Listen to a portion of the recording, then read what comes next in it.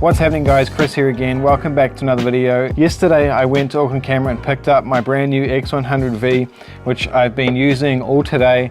I went out with my friend and we jumped on our electric skateboards and cruised around the city, took a whole bunch of photos. So I've got a lot to talk about. This is going to be my first impressions. I'll give you guys a full review in a couple of weeks once I've done some professional shoots with it and a lot more personal work, but this is going to be my everyday kind of camera, so I'm super excited about it. Can't wait to start using it, and already I've been really impressed. Without further ado, let's just roll the footage from yesterday and then I'll see you guys back here. Hopefully the microphone in my helmet is going to come up clearly enough for you guys.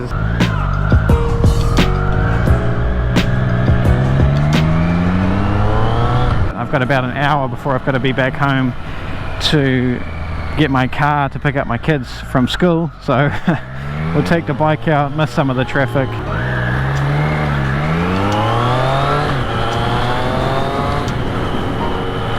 So one of the main reasons I wanted to pick up the X100V was I often, when I go out, I usually always have a camera with me, one of my Sonys, but I generally don't take it out or get it out of the car or out of my bag, or, you know, I don't know why. Maybe because it's a work tool in my eyes.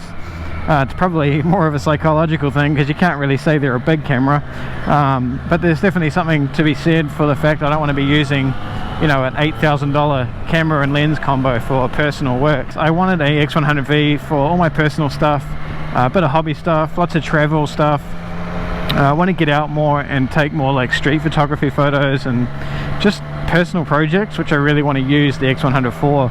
In the past I had an X100T and I really loved it, but it had a few downfalls, like you couldn't move the focus point around easy, image quality was, you know, okay.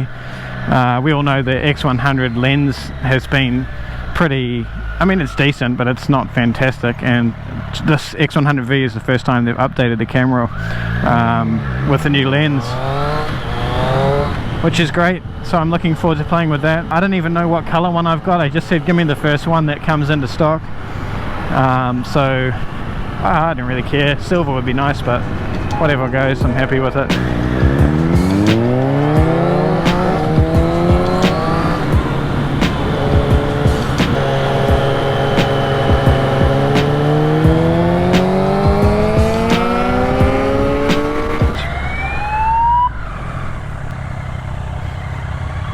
Looks like I'm getting pulled over.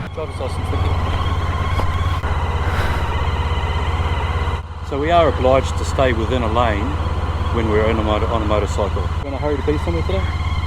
Is lane splitting illegal in total? It's not illegal, and there's certain circumstances that we can do that. Roger. Well, he was nice. Wanted to talk to me about lane splitting. Apparently I was doing it not illegally, but not, I don't know, it's a grey area. We're just about at Auckland Camera, so let's park up and go and get a new Fuji.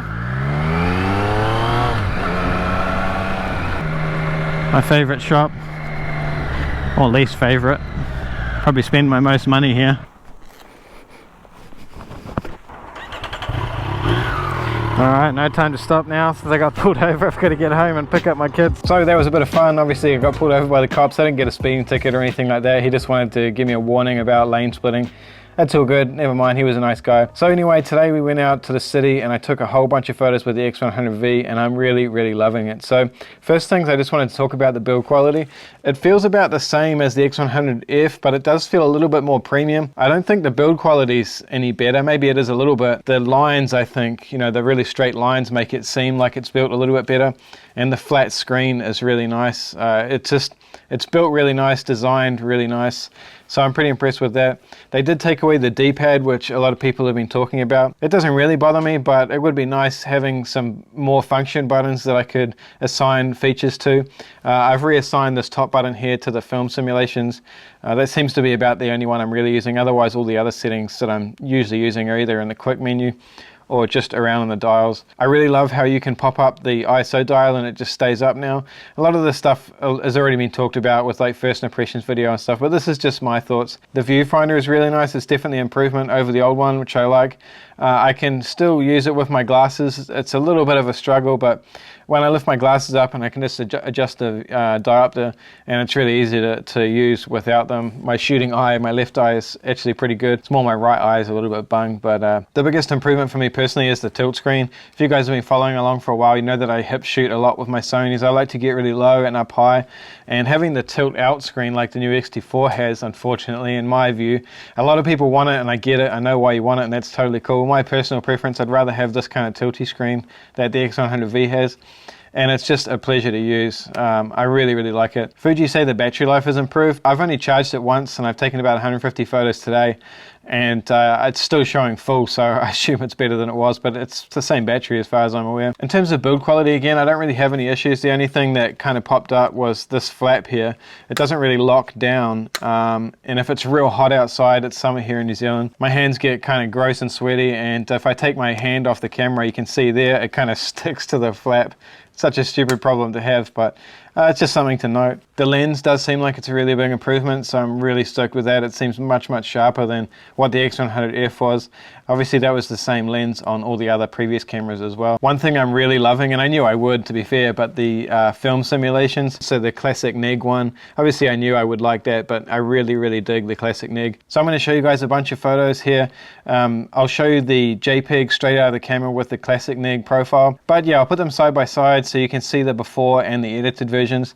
Honestly, straight out of the camera with the classic NIG, the files are really, really epic. They could do with a little bit more dynamic range, but you can fine tune all the settings and everything. I am going to go through and make another video once I've set this camera up perfectly for how I want to use it. There's definitely a few improvements just on how you actually go ahead and use the camera, like the process and how the exposure works on this one.